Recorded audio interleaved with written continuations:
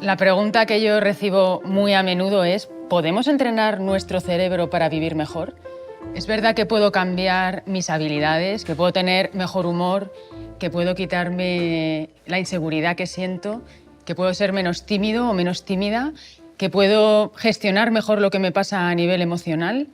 Y la respuesta rotunda es que sí, que podemos, que nuestro cerebro se entrena, que podemos cambiar nuestras conexiones neuronales, y de eso os voy a hablar hoy. Soy Ana Ibáñez, soy neurocientífica, soy también ingeniera química, fui nadadora en una época, soy piloto de helicóptero, pero sobre todo lo que soy es una entrenadora de cerebros. Quiero llevar a la gente, a todos nosotros, a aprovechar lo que sabemos hoy de neurociencia para vivir mejor, en cualquier ámbito. Y eso es algo que, por suerte, lo tenemos ya al alcance. Existen entrenamientos cerebrales para cambiar cómo nos sentimos, lo que hacemos, nuestro tipo de pensamientos y, en definitiva, para vivir mejor.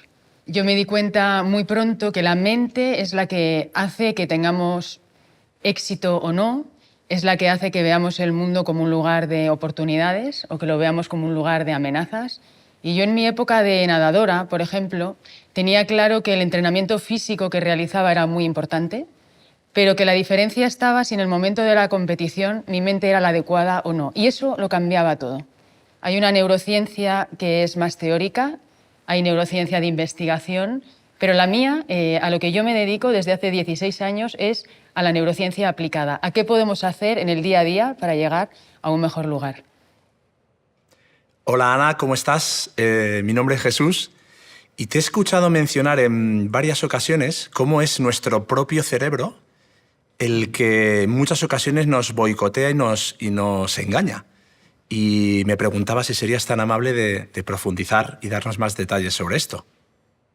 El comprender que nuestro cerebro tiene un grado de evolución menor al que nosotros necesitamos hoy en día es un punto de partida importante para saber que nosotros tenemos que programar nuestro cerebro para que nos dé aquello que de manera natural no nos da. Y eso se trata de que nosotros por biología estamos formateados, estamos programados para que nuestra primera prioridad a nivel cerebral sea defendernos de las amenazas. Pero eso nos deja fuera de algo que es importantísimo hoy en día, que es aprovechar las oportunidades. No solo defendernos de amenazas, sino que nuestro cerebro nos dé el impulso para ir a conseguir aquello que nos va a hacer crecer y que puede que sea una novedad. Pero nuestro cerebro, de manera biológica, está programado para hacernos sentir temor ante cualquier situación que sea novedosa y que él no pueda identificar cuál es el resultado de esa situación. Todo lo nuevo supone un acto de confianza en que nuestro cerebro piense que eso nuevo va a tener un final feliz. Y cuando él no lo puede hacer, lo que va a hacer es inyectarte de miedo, de temor, de dudas, de inseguridad. Eso es que tu cerebro te boicotee. En el día a día nos ocurre todo el tiempo. Nos enfrentamos a situaciones nuevas y situaciones nuevas son tener que entregar un proyecto, exponernos a algo, que algo cambie, un cambio profesional, un cambio personal, exámenes. Todo eso son amenazas para nuestro cerebro porque le exigen hacer algo que él no puede anticipar cómo van a terminar. Así que lo que va a tender a hacer, si nosotros no lo impedimos, es dotarnos de miedo, de pensamientos, de inquietud, de preocupación.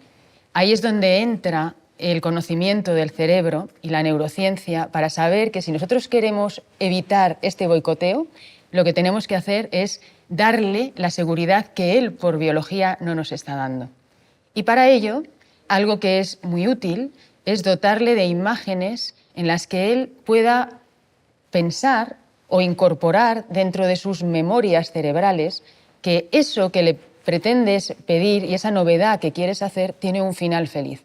Por eso es tan importante para que nuestro cerebro no nos boicotee que nosotros podamos quedarnos ligados a pensamientos de éxito en aquellas cosas que estamos intentando hacer. Aristóteles dijo una frase con la que yo estoy muy de acuerdo y dijo: el miedo no es sino la anticipación del sufrimiento porque algo salga mal, pero no deja de ser eso. Es una anticipación, una duda de si algo va a salir mal, y fijaros que la mayoría de las veces todo lo que nos cuenta nuestro cerebro y todo el miedo que nos mete en realidad no sale mal. Hay dos grandes circuitos cerebrales, uno tiene que ver con el circuito del miedo cerebral que nos defiende y otro tiene que ver con el circuito de la oportunidad o de los beneficios de intentar cosas. Ese otro circuito que tiene que ver con el circuito de recompensa se activa si nosotros somos capaces de calmar a nuestro cerebro y hacerle que ese circuito de alarma no esté tan activo y pueda conectar áreas de nuestro córtex prefrontal, que es donde está este otro circuito de oportunidad. Hola Ana, mi nombre es Elena, yo te sigo en redes y me ha sorprendido que además de ser neurocientífica y experta en entrenamiento cerebral, eres piloto de helicópteros. ¿Podrías hablarnos un poco más de esta faceta de tu vida? Hola Elena, muchas gracias por tu pregunta. Sí, yo soy piloto de helicóptero y fíjate, yo decidí hacerme piloto de helicóptero por esta mezcla entre fascinación y temor que me causaba el volar. No fue en realidad sino un desafío a mi mente de que yo era capaz de superar ese miedo que al principio me suponía volar. Y en mi labor de neurocientífica me ha ayudado mucho haber pasado por esas etapas porque he visto claramente en mí cómo nuestro cerebro se puede ir transformando para no vencer ese miedo, sino atravesarlo. Y eso es algo de lo que es interesante hablar. Desde el punto de vista cerebral, todos tenemos acceso a algo que ahora se sabe, que es poder llevar a nuestro cerebro a una incomodidad, que es una incomodidad determinada, y mantenerle en esa incomodidad y que él empiece a generar una neuroquímica que nos hace más fácil atravesar ese miedo. El miedo no se vence, sino que el miedo se traspasa. Cuando nuestro cerebro se ve sometido a un estrés, como es afrontar una situación que te está generando temor, te está produciendo una neuroquímica adecuada que hace que primero se ponga en alerta tu cerebro, que después pueda enfocarse en ir superando esa situación que te da temor y, por último, te segrega esta neuroquímica que conocemos todos, que se llama dopamina, que es la que te va dando premios cada vez que tú vas haciendo un paso para soportar eso. Así que en el poder contar con nuestro cerebro como aliado para quedarse en esa incomodidad de esta situación nueva, atravesarlo y empezar a tener este premio de dopamina, este premio de ir sintiéndote bien, conquistando ese miedo y venciéndolo, es algo que cerebralmente podemos hacer todos. Así que mi experiencia de piloto, ahora la disfruto muchísimo, pero ha ido pasando por todas las etapas y una de ellas fue la de temor. Hola Ana, mi nombre es Beatriz y como experta en neurociencia que eres, me gustaría que me explicaras cuáles son para ti los descubrimientos más importantes sobre el cerebro que nos podrían ayudar a mejorar nuestras vidas en el día a día. Muchas gracias, Beatriz, por esta pregunta, que me permite hablar de lo que en mi trabajo con neurociencia es, creo que el descubrimiento que más utilizo en el día a día y con el que puedo ayudar a más personas a llevar a su cerebro y a su mente a un lugar más allá. Fijaros que dentro de neurociencia, con lo que por supuesto disfrutamos mucho es con la plasticidad cerebral. Esto que ya en el siglo XIX nuestro querido don Santiago Ramón y Cajal, que fue el primer visionario que se dio cuenta de que nuestro cerebro puede cambiar y que no solo cambia a nivel de conexiones neuronales, sino que pueden cambiar las neuronas por dentro, el cómo se comunican. Bueno, pues después en el siglo XX ya lo que se sabe es que podemos cambiar incluso el entorno cerebral en el que nuestro cerebro es capaz de aislar áreas para hacer cosas que antes no hacía. Es decir, nuestro cerebro puede reprogramar áreas cerebrales para que logren hacer esas áreas cosas para las que no estaba predestinado.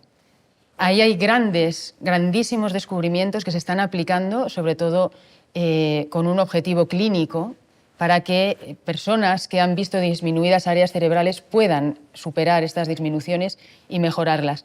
Pero fijaros que hay un estudio con el que yo disfruto mucho, que se está haciendo en la Universidad de Stanford, que lo está haciendo Erik Knudsen, que ahora ya está jubilado, pero siguen trabajando con ello, que es en demostrar cómo podemos acceder a más plasticidad, es decir, a más transformación cerebral todavía, en el día a día.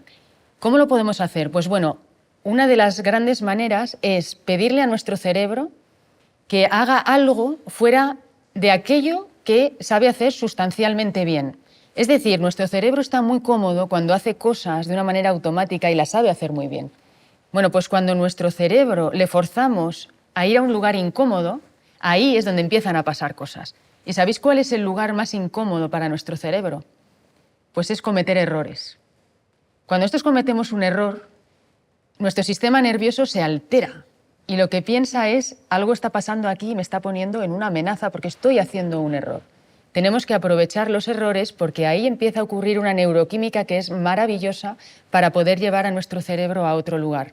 Hay 3 sustancias químicas que son importantísimas en cometer un error, y es que frente a esta amenaza de nuestro sistema nervioso por hacer algo mal, él empieza a generar algo que se llama epinefrina, que es una sustancia química que lo que hace es ponernos en alerta. Y entonces se pone a trabajar porque tiene que solucionar eso. En segundo lugar, nos viene una sustancia que se llama acetilcolina. Y esta sustancia lo que hace es enfocarnos para que nos enfoquemos en aquello que queremos mejorar. Y fijaros que aquí está la clave que utilizamos mucho en neurociencia y que yo utilizo en mis entrenamientos. Porque esta acetilcolina, en el momento en el que se segrega, si nosotros en ese momento somos capaces de darle una muy buena razón a nuestro cerebro para que se enfoque a dónde queremos ir, estamos provocando esa transformación neuronal y estamos haciendo que esa plasticidad que se está generando en ese momento la podamos aprovechar. ¿Por qué es tan importante tener ahí un objetivo?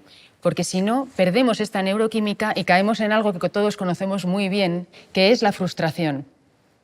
Ese momento es clave. Si eres capaz de, en el momento de frustración, seguir generando esfuerzo y que tu cerebro aproveche esa neuroquímica para ir a un lugar más allá, aguantar esa incomodidad, ahí estás aprovechando esa plasticidad. Cuando ocurre eso, cuando tú te quedas pegado a tu objetivo y estás aguantando esa incomodidad, tu cerebro empieza a regalarte un premio en forma de dopamina. Dopamina es esa sensación de premio, de regalo, de lo estás haciendo bien. Entonces, lo que hace tu cerebro es de repente empezar a darse cuenta de que esos cambios que está haciendo son positivos. Así que de todos los descubrimientos que hay ahora en neurociencia, para mí este avance es fundamental. Saber cómo podemos hacer que nuestro cerebro aproveche el fallo, cómo podemos darle seguridad en la incomodidad y cómo aprovechar las ventanitas que se nos abren a nivel cerebral para que transforme estructuras. Y yo con eso trabajo todos los días con personas y lo vemos los cambios.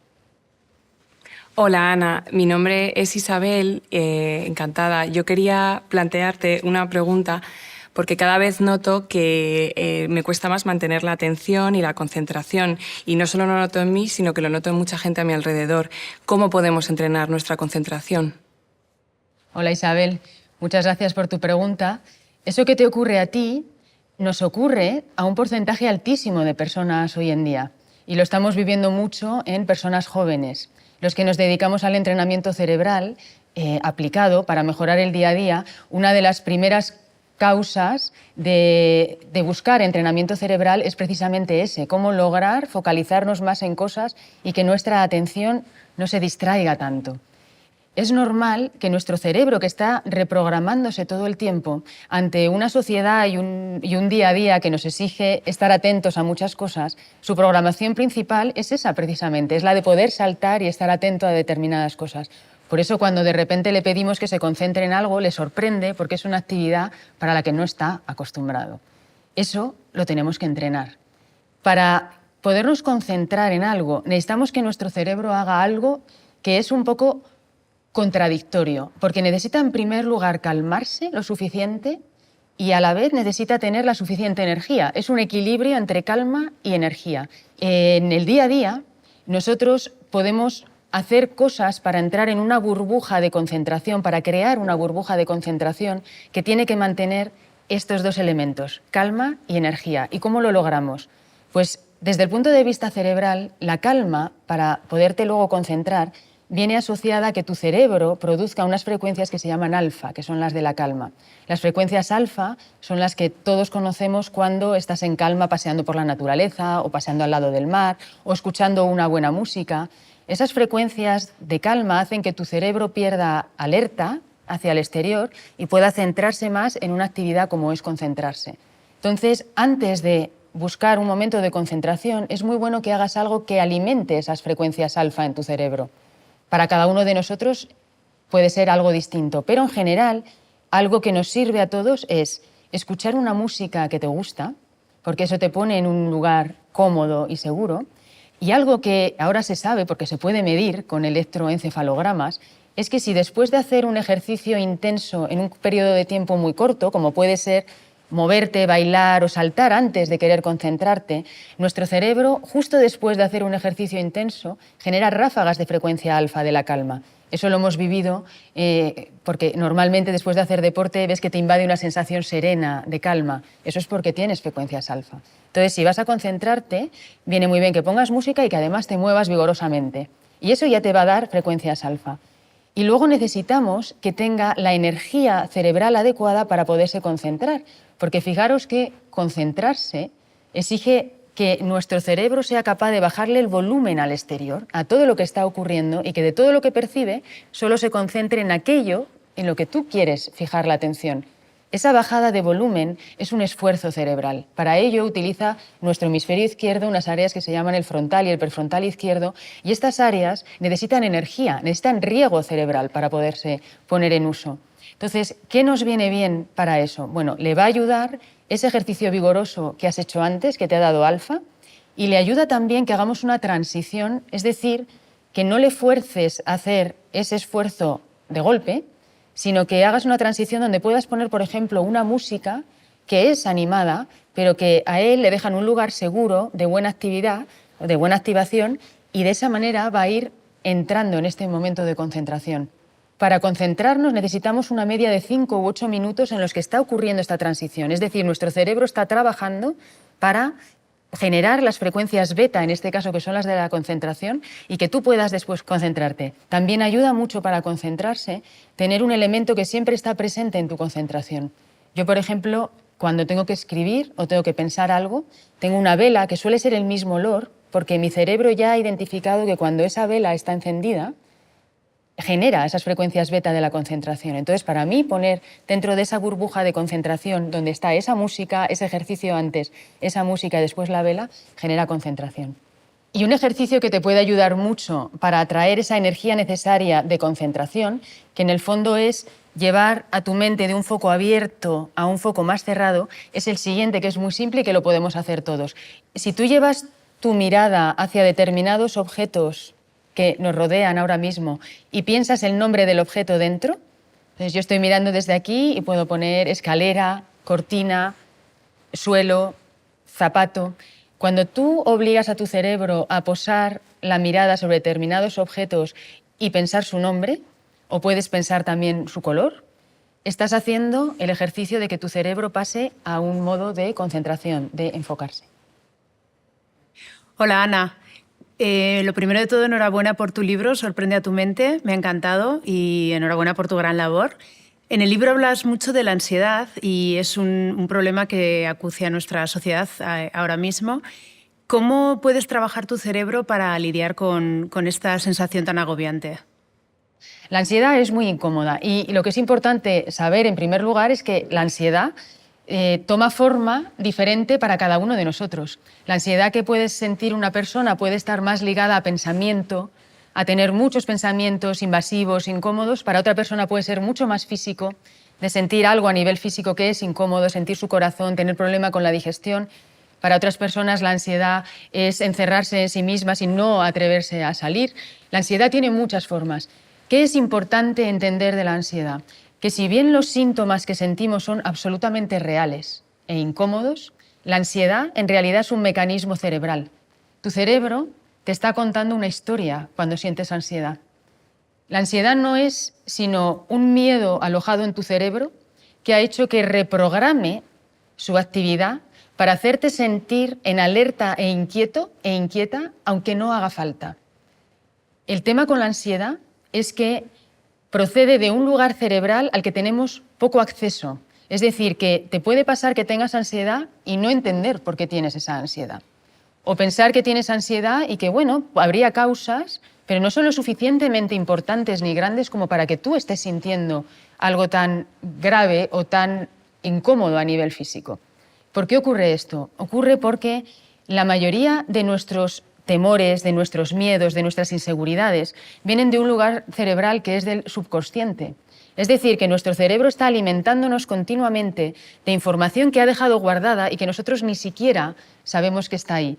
Pero ¿qué información es la que guarda de manera más fuerte nuestro cerebro? Aquella información que pone en peligro nuestra supervivencia. Él va a guardar, sobre todo, muy bien, bajo llave, aquellos recuerdos y aquellas experiencias que te lo han hecho pasar mal, porque él ha interpretado que eso es una amenaza, que te puede pasar algo malo. Y si recordáis, el objetivo de nuestro cerebro es nuestra supervivencia, no que seamos felices, no que nos desarrollemos. Entonces la ansiedad tiene que ver mucho con eso, con que nuestro cerebro está alimentando continuamente información guardada a la que le ha dado un sesgo y es mucho más negativa que positiva. Esto es como las estrellas. Nosotros pensamos que las estrellas salen por la noche, cuando en realidad las estrellas están siempre ahí. Con nuestro subconsciente ocurre lo mismo. No somos conscientes de que está, no llega a un plano racional, pero nuestro subconsciente está alimentando todo y cada uno de nuestros pensamientos, todas y cada una de nuestras acciones, y es importante saberlo, porque de saberlo es donde podemos hacer algo para cambiarlo. ¿Y cómo lo hacemos? En esto os voy a dar una imagen que ayuda mucho y es como que nosotros saquemos nuestro cerebro de nosotros mismos y nos lo pongamos enfrente. Y esto que ponemos enfrente va a ser no un cerebro perfecto como hemos estudiado, no, vamos a poner enfrente un cerebro que en realidad es un niño que está asustado. Y eso es lo que quiero que veáis, que es un cerebro cuando siente ansiedad. La ansiedad no es sino la manera que tiene nuestro cerebro de decirnos que está muerto de miedo. Cuando nosotros nos ponemos con sentido común pensando que nuestro cerebro es un niño asustado, se nos hace mucho más fácil ver qué podemos hacer para calmarle. Cuando tienes un episodio en el que tu corazón empieza a funcionar y a latir de una manera muy acelerada sin una causa que puedas identificar, o notas que estás en un periodo en el que tienes mucha invasión de pensamientos, en realidad lo que está ocurriendo es que tu cerebro es ese niño que está tan asustado que te está mandando esos síntomas para que te des cuenta de que quiere que le cuides y que le tienes que sacar el miedo. Cuando tú tienes a un niño que está asustado, lo primero que le quieres demostrar es calma, ¿no? Normalmente. Le quieres mirar con ojos de calma para que él no vea miedo en ti. Tú le estás traspasando, oye, yo estoy seguro. ¿Cómo hacemos eso para nuestro cerebro? Haciendo algo físicamente que no es de ansiedad, sino que es de calma. ¿Qué es lo más rápido para decirle a nuestro sistema nervioso que en realidad nosotros estamos calmados? Es la respiración. Por eso los ejercicios de respiración son tan útiles para bajar la ansiedad. Porque si tú entras en un patrón de respiración donde respiras de manera abdominal y exhalas en exhalaciones más largas que las inhalaciones, tu cerebro, que conoce ese esquema de respiración y lo tiene ligado a calma, empieza a calmarse. Porque dice, espera, yo estoy sintiendo ansiedad, pero está respirando con calma. Yo tengo asociado que este tipo de respiración está asociado a calma. Entonces va a empezar a producir la neuroquímica y las frecuencias cerebrales adecuadas a la calma. En segundo lugar es empatizar. Si un niño tiene miedo, tienes que aceptar que siente miedo y él tiene que saber que lo está pasando mal y que tú te das cuenta de ello. Con nuestro cerebro ocurre igual. Por eso no podemos obviar los síntomas, sino que tenemos que mirarlos y decirnos de manera consciente: entiendo que estás asustado y por eso estoy con estos síntomas, pero esto no es real, esto es un mecanismo. Entonces, no voy a luchar contra los síntomas, pero voy a despistarte para que te fijes en otras cosas y no en tus síntomas. ¿Qué nos ayuda en esto? Lo sensorial. Para bajar la ansiedad es muy importante conectar con los sentidos. Por eso una música que tú has escuchado antes, en épocas en las que estabas calmado, te va a ayudar mucho a calmar a tu cerebro. Puedes meter una música y a pesar de que estés sintiendo estos síntomas incómodos de ansiedad, tú pones una música y cerebralmente tu cerebro va a empezar a reconocer de nuevo esta música está relacionada con yo no tener miedo o estar en calma y entonces va a ir para allá. Así que es importante entender que la ansiedad es normal que nos ocurra, pero que la acrecentamos siempre que nos preocupamos mucho por ella, porque en nuestro radar cerebral él está viendo cuánto te importa. Si te preocupas mucho, te quedas muy pegado a los síntomas y a mirar, en el fondo le estás diciendo a este niño, tienes razones para estar asustado. Y lo que le queremos demostrar a nuestro cerebro es, no tienes razones para estar tan asustado. Quiero que conectes con áreas cerebrales más sofisticadas que te demuestran que esto no es un problema de supervivencia, que mi vida no está en amenaza por sentir estrés o por estar con situaciones que suponen retos. Mirarnos de esa manera y calmarlo desde ese lugar es algo que nos ayuda mucho para la ansiedad. Os quiero contar un caso concreto, hablando de la ansiedad. La ansiedad está presente en todos nosotros. Parte del colectivo que yo entreno, hay una parte que es de alto rendimiento. Es decir, son personas, alto rendimiento profesional o deportivo, son personas que se les exige en su trabajo más allá de lo normal. En este caso os quiero hablar de un deportista de primer nivel que sentía mucha ansiedad y que se estaba lesionando mucho por la ansiedad que le provocaba su cerebro. ¿Qué es lo que le estaba pasando a este cerebro?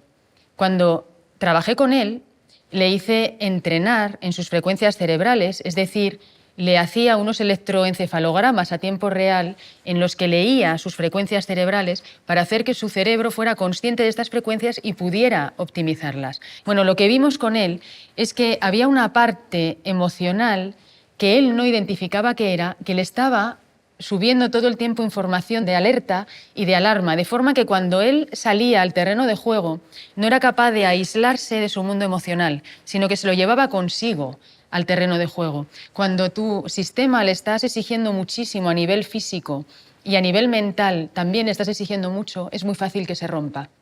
Allí hicimos un trabajo de identificar qué había pasado en este niño asustado que tenía él a nivel cerebral, qué había pasado en su infancia, que le estaba dando todo el tiempo esa información de alerta cerebral que le estaba exigiendo tanto y que le estaba pasando esta incomodidad que se llevaba consigo al terreno de juego. Y entonces lo que pudo hacer de manera consciente es superar eso que había sido un trauma a nivel emocional. Y con ello su ansiedad disminuyó hasta llegar a desaparecer y sus lesiones bajaron muchísimo, pero sobre todo lo que aumentó es la seguridad como deportista, porque su cerebro ya no le está pidiendo que lleve tanta energía a combatir esos pensamientos negativos. Hola Ana, volviendo un poco a lo que nos estabas contando sobre la ansiedad, me preguntaba si nos podías explicar las diferencias entre la ansiedad y el estrés y sobre todo cómo manejar mejor el estrés. Estrés y ansiedad no son lo mismo, pero se tiende a confundir en la manera habitual y coloquial de hablar. El estrés es necesario para que nosotros logremos hacer algo que se sale de lo normal. Cualquier situación que te hace sentir incómodo porque sabes que tienes que sacar algo de ti que te exige. Y eso es muy bueno, porque desde el punto de vista cerebral, nuestro cerebro se reprograma, se desarrolla si nosotros le pedimos estas cosas. Si no se las pedimos, se quedaría siempre igual. Y de hecho, esas sustancias químicas que se segregan cuando nosotros tenemos estrés es la que nos permite alcanzar conexiones neuronales, hacer cosas, utilizar capacidad cerebral que si no, no lo haríamos. Pero fijaros que hay una diferencia enorme entre el estrés y la ansiedad. El estrés nos ocurre siempre que hay un elemento estresor presente. El estrés no te pasa porque sí. El estrés es porque tienes que enfrentarte a una situación que te estresa. Sin embargo, la ansiedad es un mecanismo cerebral. La ansiedad aparece sin que tenga que haber ningún elemento externo que a ti te estrese o que tenga razón para generarte ansiedad. La ansiedad en muchos casos es el estrés crónico que se ha alojado en nuestro cerebro y que hace que sientas ansiedad. Fijaros que la ansiedad, de hecho, nos amenaza o nos invade en momentos que son de calma. Hay mucha gente que tiene un ataque de ansiedad cuando está conduciendo, por ejemplo. Los ataques de pánico vienen muchas veces en situaciones donde no está pasando nada para que uno tenga un ataque de pánico. Sin embargo, es la manera en la que tu cerebro de repente suelta esta presión que está contenida en esta olla a presión y es la manera que tiene de gritarte de oye, tengo miedo. ¿Y cuándo le interesa más a tu cerebro decirte tengo miedo?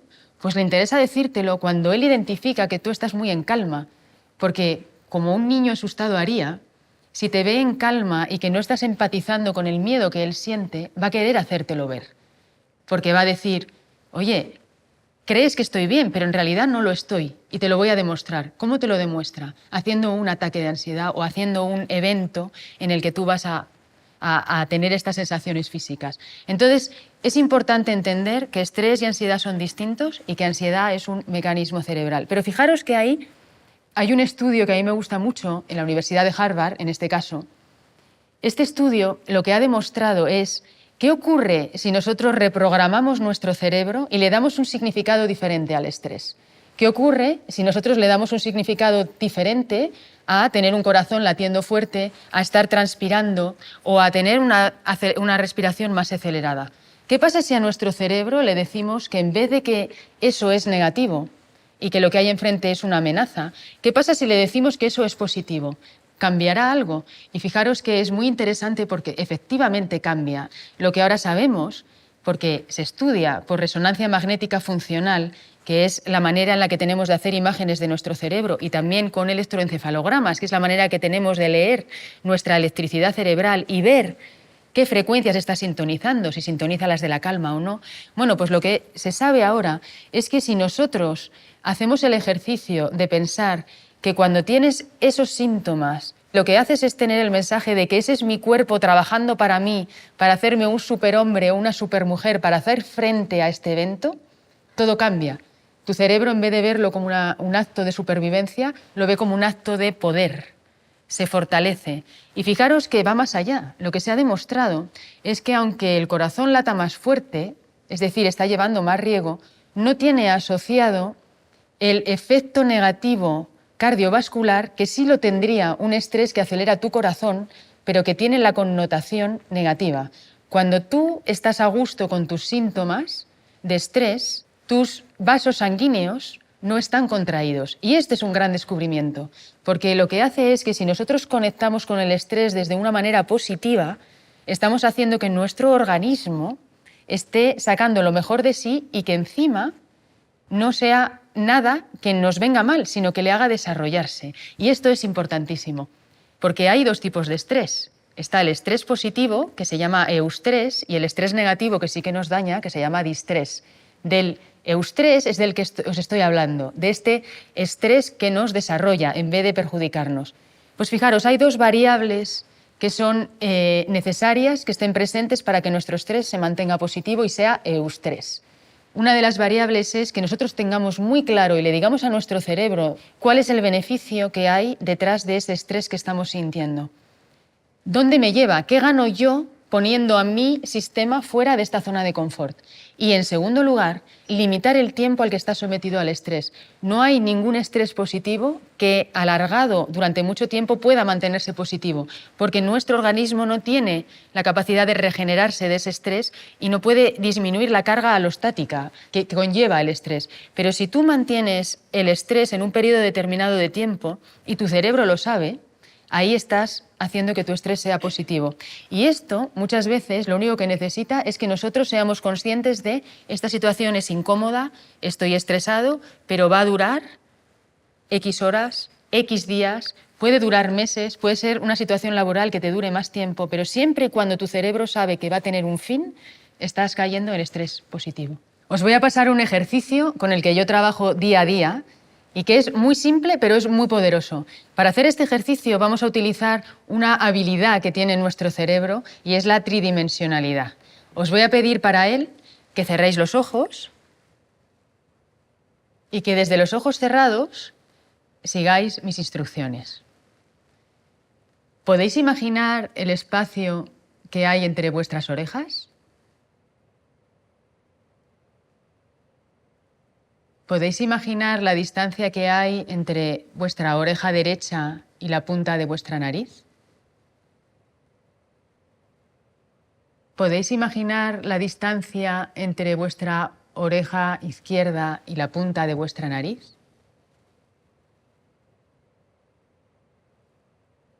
¿Podéis imaginar lo que ocupa vuestra lengua dentro de la boca?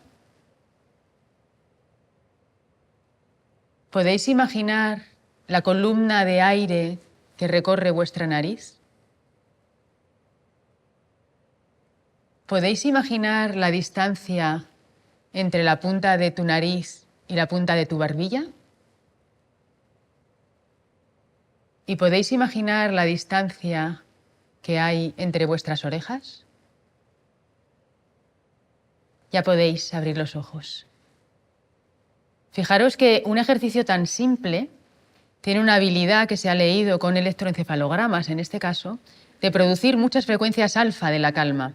¿Y por qué ocurre esto? Porque cuando nuestro cerebro se queda como pendiente de sí mismo, imaginando los espacios que nos contienen a nosotros, trabaja con una faceta que es la tridimensionalidad, el espacio. Y esto tiene un beneficio inmediato que es subir estas frecuencias alfa. Si queréis calmaros antes de algo, si queréis llevar a vuestro cerebro a un lugar de más calma y de más frecuencias alfa que os van a hacer afrontar esa situación desde un lugar mejor, podéis cerrar un momento los ojos y hacer este ejercicio vosotros mismos que os acabo de enseñar. Y de esta manera estáis calmando vuestro cerebro. Hola Ana, soy Eugenia. Te he escuchado decir que la autoestima la podemos fabricar nosotros mismos en nuestro cerebro. ¿Es esto cierto? Sí, es cierto y es importantísimo que lo sepamos. La autoestima se programa y no solo se programa, sino que se reprograma. La autoestima es algo cambiante, es algo variable y es algo que todos nosotros podemos modificar. Creo que es muy importante saber que nuestro cerebro tiene esta habilidad, porque es una de las grandes habilidades que tenemos a nivel cerebral y que hace que nuestra vida mejore y sobre todo que nosotros podamos sacar lo mejor de nosotros mismos y disfrutar de nuestras capacidades. ¿Qué es la autoestima? La autoestima es lo queribles que nos sentimos, en primer lugar, por nosotros mismos y por los demás. Y aquí ocurre algo desde nuestra programación cerebral, desde que nacemos y vamos programando e incorporando información a nuestro cerebro, y es que la autoestima es una de las claves iniciales que nuestro cerebro tiene que trabajar y programar para su supervivencia, porque la autoestima determina lo querible que nos sentimos para cubrir dos grandes necesidades humanas, que son, en primer lugar, sentirnos queridos para que nos cuiden, que es clave para nuestra supervivencia desde que nacemos, y en segundo lugar, que nos acepten en un grupo, porque si falta alguna de las dos, si no nos quieren y nos cuidan o no nos aceptan en un grupo, nosotros no sobreviviríamos. Y nuestro cerebro, en su afán y su objetivo de nuestra supervivencia, de protegernos, está formateado desde el momento en el que nacemos para estar muy pendiente de eso, de si nos quieren y de si nos aceptan. Y con eso determina cómo de queribles somos y cómo es nuestra autoestima. Pero fijaros que aquí ocurre algo que es curioso y que es bueno saberlo también a nivel cerebral, y es qué información incorpora a nivel de autoestima primero nuestro cerebro en nuestras etapas iniciales de educación y de vida. Pues lo primero que incorpora es, por comparación a los demás, cómo nos vemos. Establece cómo de queribles somos por otros. Porque fijaros que ya en el entorno familiar, cada uno de nosotros hemos tenido que buscar un espacio y nuestro cerebro ha trabajado para que nos quieran. ¿Y cómo lo ha hecho? ¿Soy el hijo mayor o menor que lo que se espera de mí es que sea responsable? ¿O puedo ser el rebelde? ¿O puedo ser el que saque buenas notas? ¿O puedo ser el que soy creativo? En el fondo, nuestro cerebro está buscando todo el tiempo una seguridad de que aquello que somos es algo que los demás ven, que nos van a querer por ello, y seguimos participando de este grupo. Y fijaros que eso viene desde el subconsciente.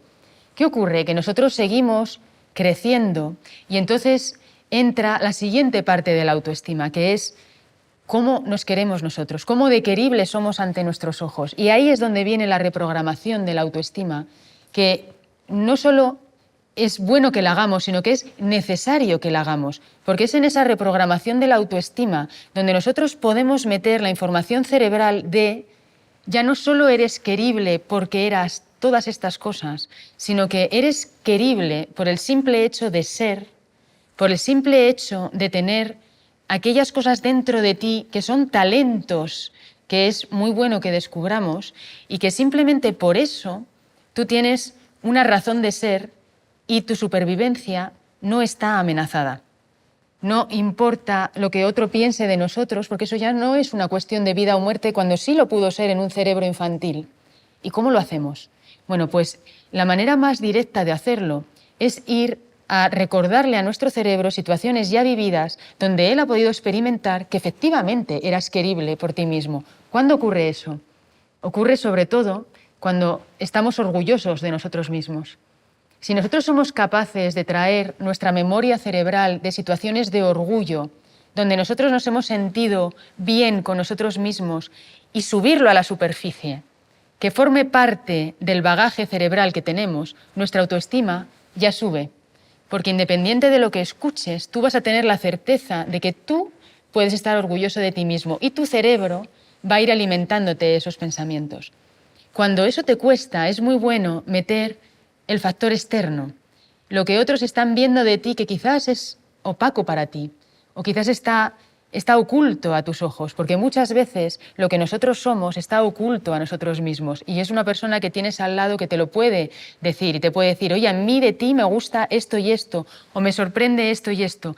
Entonces las personas que te quieren o que tienes cerca o que te conocen sí tienen una visión más clara de en qué cosas tú estás brillando. Si utilizamos esa información en nuestro favor, estamos dándole más razones a nuestro cerebro para que nos pase mensajes de querernos a nosotros mismos.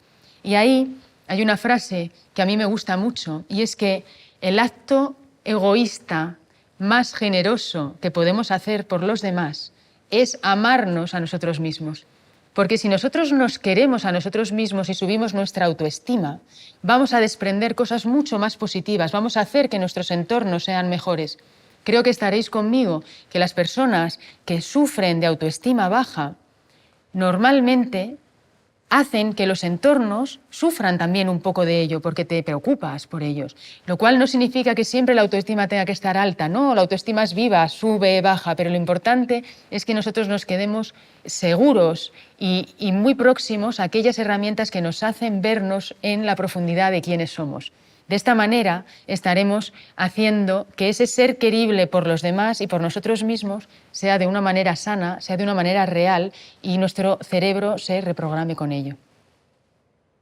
Hola Ana, mi nombre es Jonathan y me gustaría preguntarte, a veces en nuestro día a día vivimos complicaciones, entonces nuestro cerebro crea un bucle y me gustaría saber cómo salir de eso en nuestras crisis y retos. Gracias. Hola Jonathan, gracias por tu pregunta.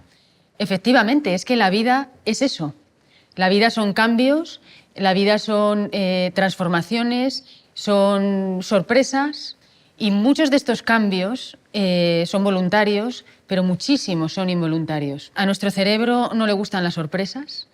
Cualquier cambio de rumbo en nuestra vida, aunque pueda ser muy positivo para nosotros y nos desarrolle, para nuestro cerebro, en primera instancia, no lo es, no es positivo.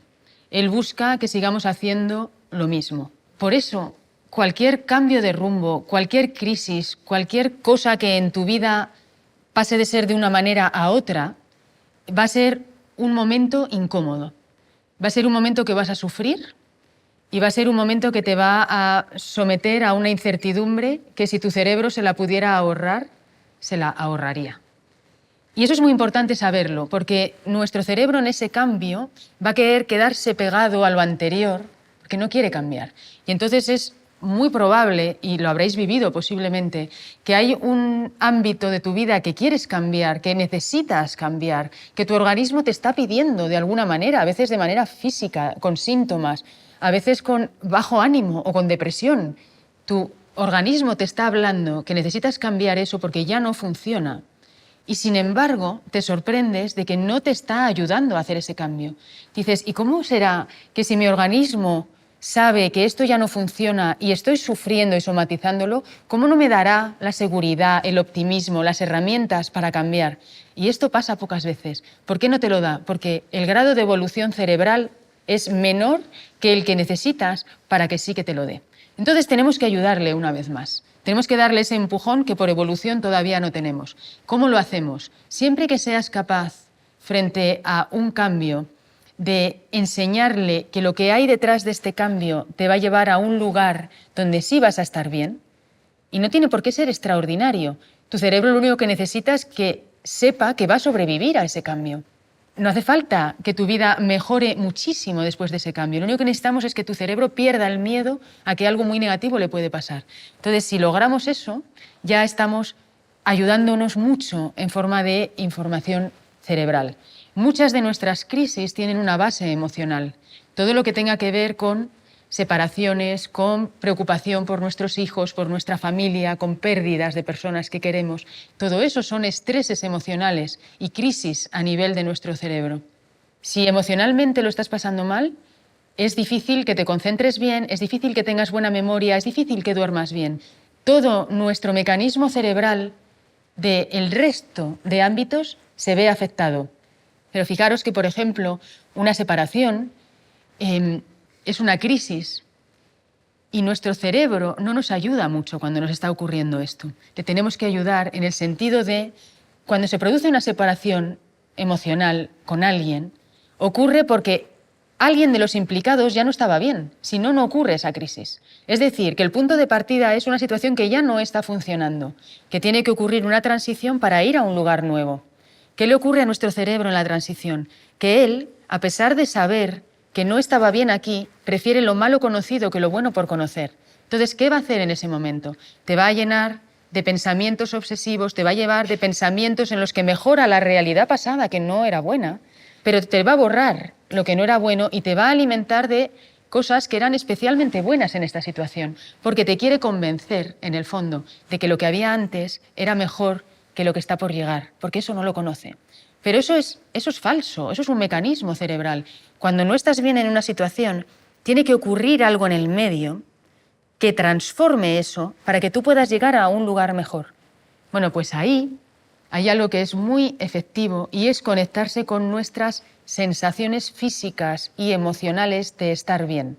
Es decir, si tomamos el ejemplo de una relación personal que se termina, es muy importante que a tu cerebro le hagas sentir cómo estoy yo cuando estoy bien personalmente, cómo estoy yo cuando estoy bien emocionalmente, cómo es esa situación.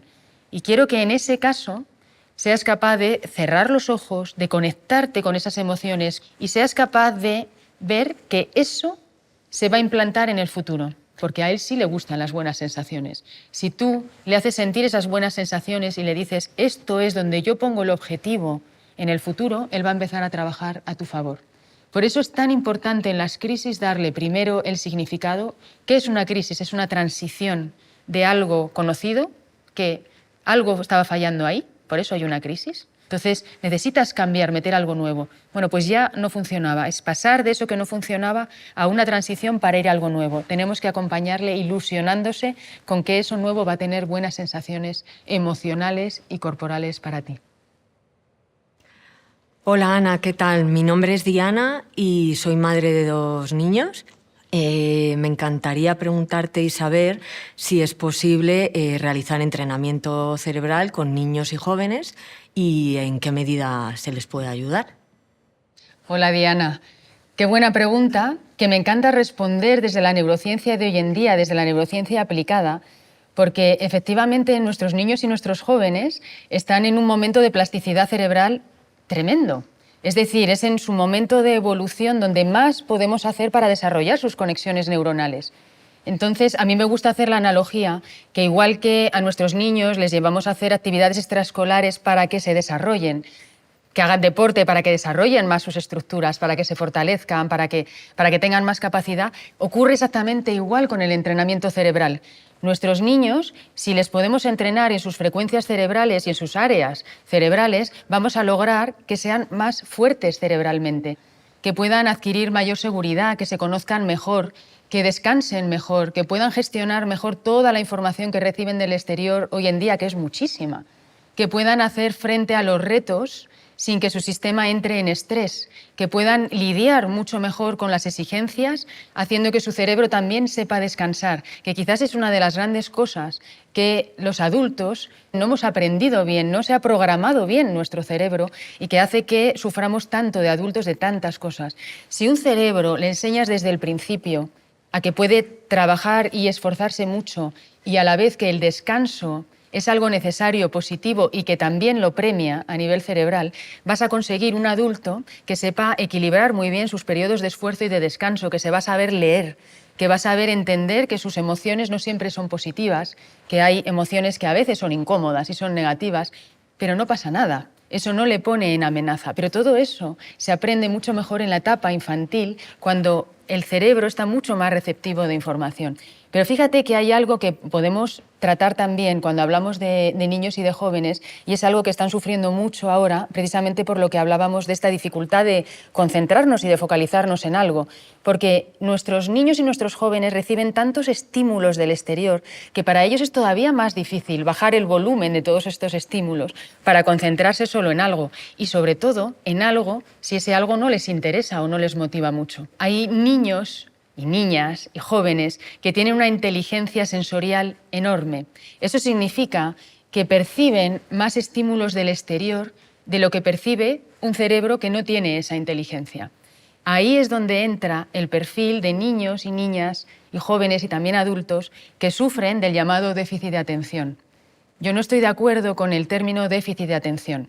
Las personas que caen dentro de este saco que se llama déficit de atención con o sin hiperactividad, en el 90% de los casos, por no decir más, son personas que tienen una inteligencia sensorial fuera de lo normal, extraordinaria. Son personas creativas, son personas sensibles, son personas con muy buenas ideas, son personas que ven cosas que se salen de lo que una mente normal ve. Entonces tienen una dificultad a nivel cerebral que es cómo poder calmar a su cerebro cuando lo necesitan para no percibir tanto del exterior y que sí les permita concentrarse, y a ellos les cuesta más. Así que en estos casos tenemos que calmarles y decirles: estamos ante una inteligencia extraordinaria, necesitamos que tu cerebro entienda que tú tienes esta inteligencia y te premie por ella, lo cual te va a dar seguridad y autoestima, pero necesitamos también que tu cerebro sepa que tiene que hacer un esfuerzo extra para concentrarse. Y eso es a lo que le podemos entrenar. Esa burbuja de concentración, en estos casos, la tenemos que hacer mejor todavía. Tenemos que ayudarles para que su entorno les permita tener aquello que ellos necesitan, que les haga que su cerebro esté tranquilo y se pueda focalizar. Y eso incluye meter herramientas como música, aunque no nos parezca una música calmada, pero si es una música que a su cerebro le mantiene atento, le mantiene entretenido, su cerebro se va a quedar tranquilo y le va a permitir concentrarse después.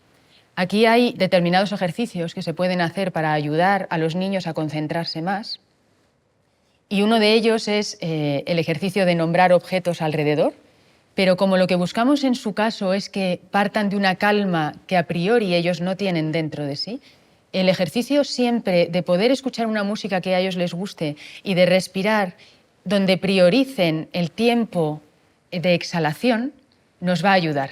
Nuestro cerebro se calma mucho cuando el exhalar aire es más largo que la inhalación. A este tipo de cerebros que van muy rápido les viene muy bien ese tipo de ejercicio, y con ello les estaremos ayudando. Así que, respondiendo a tu pregunta, efectivamente podemos entrenar a los niños, es muy bueno hacerlo y creo que en el futuro será algo que veamos muy normal.